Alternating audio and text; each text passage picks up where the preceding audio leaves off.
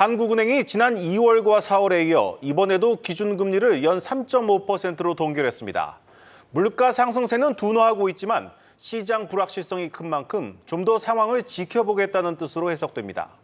이제 시장은 사실상 금리 인상 사이클이 끝난 것으로 보고 있습니다. 하지만 이창용 총재는 시장의 기대에 강력한 경고의 메시지를 던지는 것을 잊지 않았습니다. 시장의 금리 인하 기대감에 대해선 과도하다고 다시 한번 못 박았습니다. 첫 소식 서형교 기자가 보도합니다. 오늘 금융통화위원회는 기준금리를 3.5%에서 유지하기로 결정하였습니다. 물가 상승률이 둔화되고 있지만 상당 기간 목표 수준을 상회할 것으로 전망되는 만큼 현재의 긴축 기조를 유지하는 것이 적절하다고 판단하였습니다. 한국은행이 세 차례 연속 기준금리를 동결한 것은 여전히 높은 불확실성을 고려한 결정이었습니다. 지난달 소비자 물가 상승률은 3.7%로 1년 2개월 만에 3%대에 진입했지만 여전히 하는 목표치인 2%보다는 높은 수준입니다. 특히 에너지와 식료품 등 변동성이 큰 품목을 제외한 근원 인플레이션율은 지난달 4.0%를 기록하며 예상보다 더딘 둔화 흐름을 보이고 있습니다. 이에 한은은 올해 근원 인플레이션율 전망치를 기존 3.0%에서 3.3%로 높여 잡았습니다. 물가를 잡으려면 금리를 올려야 하지만 이 경우 경기 침체에 대한 우려가 한층 커질 전망. 한은이 물가 안정에 중점을 두고 긴축 기조를 이어가겠다고 강조했음에도 시장에서 사실상 금리 인상 사이클이 끝났다고 보는 이유입니다. 실제로 오늘 한은도 우리나라 성장률 전망치를 1.6%에서 1.4%로 낮췄습니다. 중국 경제 회복세가 현재 예상보다 나빠질 경우 성장률이 1.1%까지 낮아질 수 있다는 분석도 내놨습니다. 성장률 하향 조정은 IT 경기 회복과 중국 경제활동 재개의 영향 파급이 당초 예상보다 지연되고 있는데 대부분 기인합니다. 1, 4분기 성장률이 플러스로 전환되었지만 수출과 투자 부진이 이어지면서 성장세 둔화 흐름을 지속하고 있습니다. 사상 최대 수준으로 벌어진 한미 금리 차에 대한 지적도 끊이지 않는 상황. 오늘 한은이 금리를 동결하면서 미국과의 금리 차는 1.75%포인트를 유지했습니다. 미 연준이 다음 달 FOMC에서 또 한 번 금리를 올릴 것인지 관심이 쏠린 가운데 오늘 공개된 5월 FOMC 의사록에는 다수 참석자들이 추가 인상을 불필요하다고 봤다는 내용이 담겼습니다. 연준의 6월 동결설에 힘이 실리면서 한은의 통화정책 운신의 폭이 한층 넓어질 것이라는 전망이 나옵니다. 한국경제TV 서영교입니다. 네, 한국은행 출입하는 경제부 김보미 기자 나왔습니다. 김 기자, 시장이 예상했던 대로 3번 연속 금리 동결을 했는데 이번에 금통위원이 2명이 바뀌었는데도 예상을 벗어나지 않았습니다. 네, 맞습니다. 만장일치 동결로 좀 결론이 났습니다.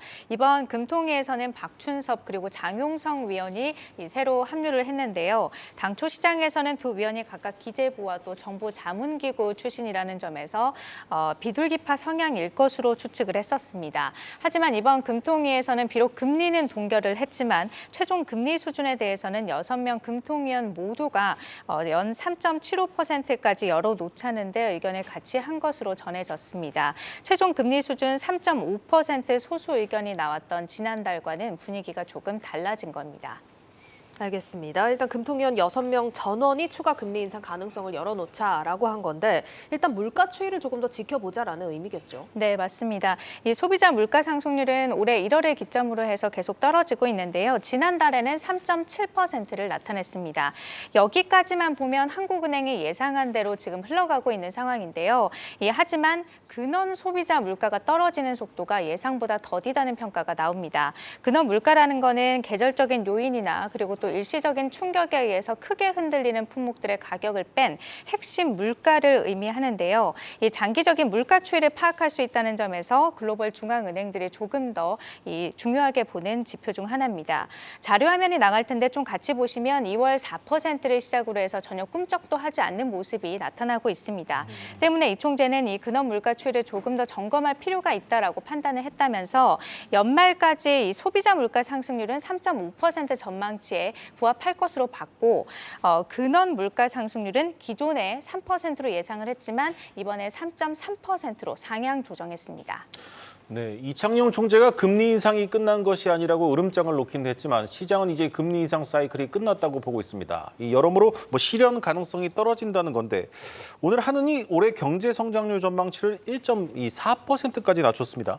네, 맞습니다. 이 한국은행의 올해 경제 성장률 전망치 이 변화 추이를 좀 같이 보시면요. 2.5%에서 시작을 해서 점점 낮추더니 1.4%까지 떨어졌습니다. 시간이 갈수록 생각했던 것보다 우리 경제 체력이 더 빠르게 떨어지고 있다는 의미인데요. 일단 무역 적자가 이 14개월 넘게 이어지면서 이 올해 누적으로 300억 달러 적자를 눈앞에 두고 있습니다. 14개월 연속 무역 적자는요. 95에서 97년 이후 처음 있는 일입니다. 예, 사실 중국의 리오프닝 효과를 좀 기대했었는데 효과가 생각보다는 미미한 것 같습니다. 문제는 앞으로 크게 나아질 것 같지가 않아서도 걱정이지 않습니까? 네, 그렇습니다. 이 대중 무역 적자는요, 지난해 10월부터 이달까지 7개월째 좀 이어지고 있는 상황인데요. 이 총재 역시 중국의 경제 회복 속도가 생각보다 좀 느리고 또 그나마 회복되고 있는 것도 내수 중심이어서 이 리오프닝 효과가 좀 제한적인 것 같다라고 평가를 했습니다. 네. 실제로 좀 중국의 소매 판매 증감률 자료를 좀 같이 보시면요.